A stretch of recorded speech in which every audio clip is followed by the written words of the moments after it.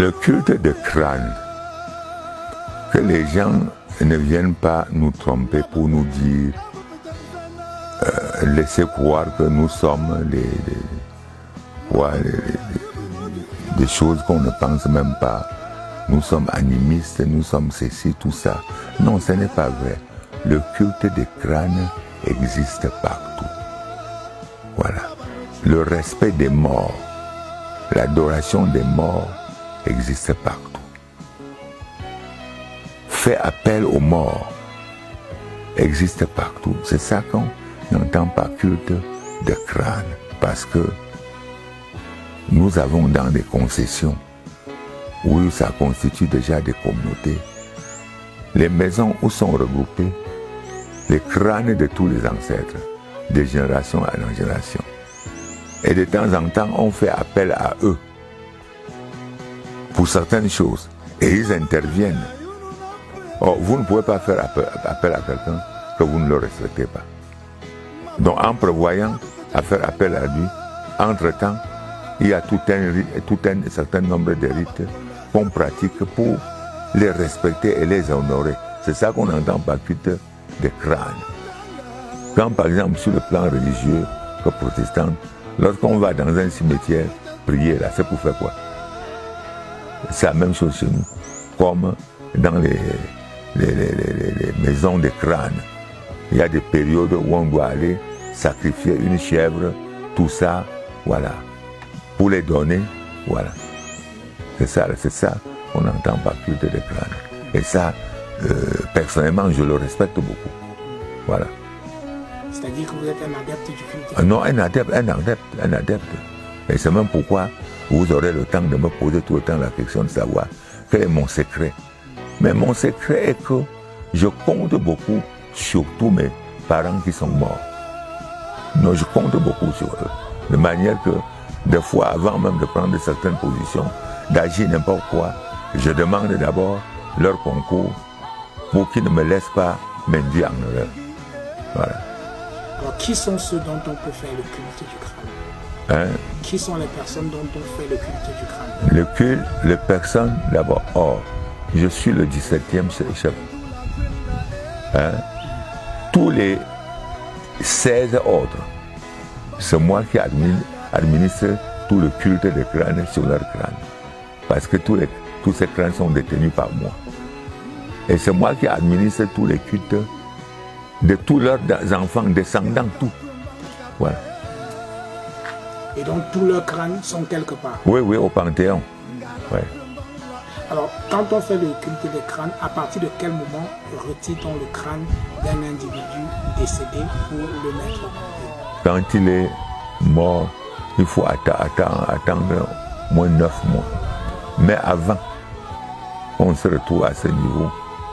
On enlevait le crâne avant son enterrement. Et ceci, le crâne était si traité que, après même des siècles, le même crâne gardait les cheveux tels qu'elle était depuis. Voilà. C'est comme ça que ça se faisait avant? C'est comme ça que ça se faisait. Voilà. Maintenant, ça avait beaucoup de regrets parce que la procédure maintenant fait qu'à un certain nombre donné, vous ne voyez que les os de crâne, nus, sans cheveux. Voilà. Alors que là où les crânes ont suivi les procédures traditionnelles, normales, vous verrez le crâne qui a fait 1 siècle, 2 siècles, aujourd'hui avec les cheveux intacts. Voilà. Il n'y a pas de moment. Vous pouvez n'importe quand en fonction des besoins. Prenons le cas, je veux faire un long voyage où je soupçonne à rencontrer beaucoup de difficultés. Je descends sur le crâne. Je les demande même de m'accompagner à mon voyage aller et retour. Voilà. Je peux rentrer de ce voyage satisfait de ce que je les avais demandé. Je rentre au crâne et les dire merci de m'avoir accompagné, de m'avoir fait faire un bon voyage aller et retour. Voilà. Il n'y a pas un moment précis. Non, je le fais seul. Mais ça n'empêche pas que je peux charger quelqu'un. Mais naturellement, ce n'est que moi seul qui devais le faire. Mais je peux mandater quelqu'un. Mais naturellement, il ne le fait qu'en mon nom. Alors, est-ce que c'est ce culte des crânes-là, ce qu'on appelle souvent chez les Bamileke, aller nourrir les ancêtres, est-ce que cela participe également du culte des crânes? Parce que les gens déforment tout maintenant. Quand vous partez de nourrir, aller nourrir les ancêtres.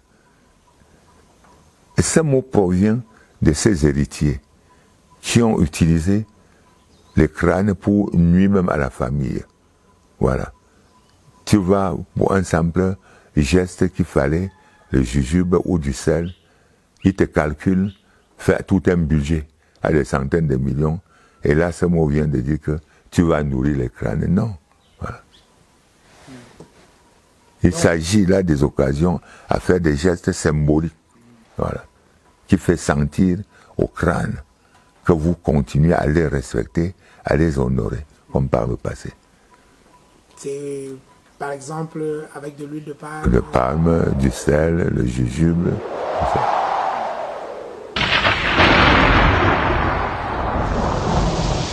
Mais le lien entre moi et mes ancêtres sont des liens permanents.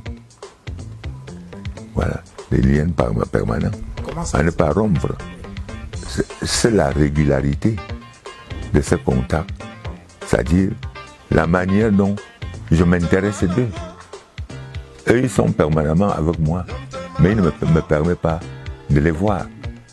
Mais c'est moi qui m'amène tout le temps vers eux pour dire il faut toujours intervenir, il faut toujours intervenir pour ma vie, pour mon bonheur, pour ma santé, pour tout. Voilà. Est-ce que ces ancêtres-là se manifestent ou alors se sont régulièrement manifestés dans votre sein? Oui, mais ils se sont manifestés. Voilà. J'ai dit, l'une des premiers actes qui m'avait convaincu, c'est quand j'étais, par exemple, menacé par le pouvoir d'être UPCiste, alors que je n'avais jamais été membre de l'UPC. Tous les membres de l'UPC, mes amis, voilà, membres fondateurs ou tout ça, le savaient que je n'ai jamais été membre. Mais on retrouve dans les documents que j'étais membre. Alors, les ancêtres ont prouvé qu'ils existent. Le moment où il fallait m'arrêter, c'était vers les années 70 et m'exécuter. Parce qu'on se disait que c'est moi qui étais le cerveau de la rébellion à l'ouest, sinon la rébellion devait finir. Même des amis qui avaient suivi l'organisation de mon arrestation m'avaient conseillé de m'exiler hors du Cameroun. J'ai dit pourquoi, mais je me suis dit non, pour rien au monde. Même devant le cercueil, mes ancêtres et Dieu vont vous prouver qu'il vit. Effectivement, c'est ce qui s'est arrivé en dernière minute, le jour où il fallait m'arrêter. Voilà.